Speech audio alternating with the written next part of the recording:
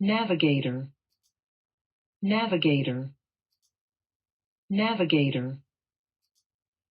Fatal, fatal, fatal. Cylinder,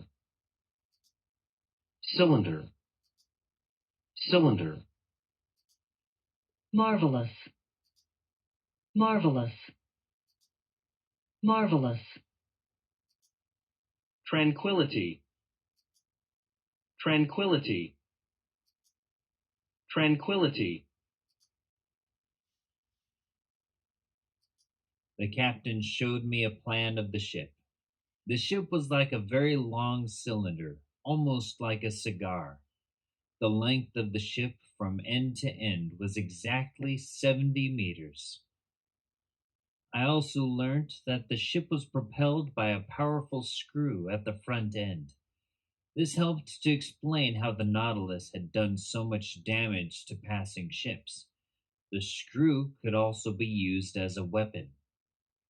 I was very impressed, but Nemo's tour was not over. He then took me to the back of the ship. On my way, I passed Conseil and Ned in their new room, and I saw them eating with enthusiasm and hunger. We passed the kitchen and went on to look at the engine room. It was then that I began to understand how powerful the Nautilus really was. It was truly marvelous, and Nemo was obviously very proud of it. It is stronger than any normal ship. No wind can carry it away. There is no fire to fear, and no fear of crashing into another vessel. It is alone under the waters, and the waters bring absolute tranquility. The Nautilus is the perfect vessel, said he. But how did you build this wonderful ship in secret? I asked. Each part was built in a different place in the world, replied Nemo, and then we put the parts together on a desert island in the ocean. One last question, Captain Nemo. Are you rich? Extremely rich, sir. I could pay the national debt of France without missing the money. I stared at this amazing person. Was he telling me the truth? Could he be so rich? There were so many questions I still wanted to ask him. I had the feeling, however, that I would have plenty of time to get to know him better. Before we began our first journey on the Nautilus, Nemo had to fix our starting position. The ship went up to the surface, and when it had arrived, I went out to observe our position.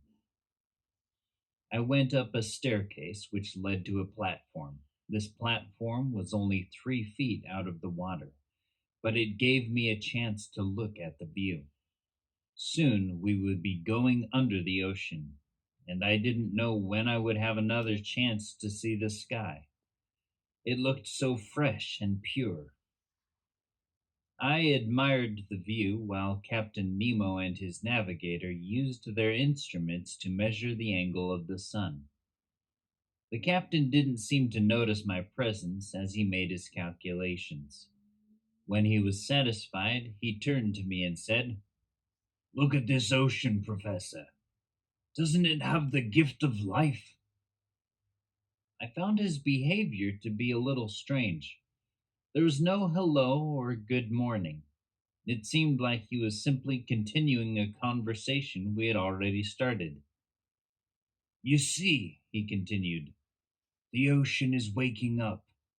It is going to relive its daily existence. What a fascinating thing it is to study it and observe the creatures that live in it. There are billions of tiny animals in the ocean.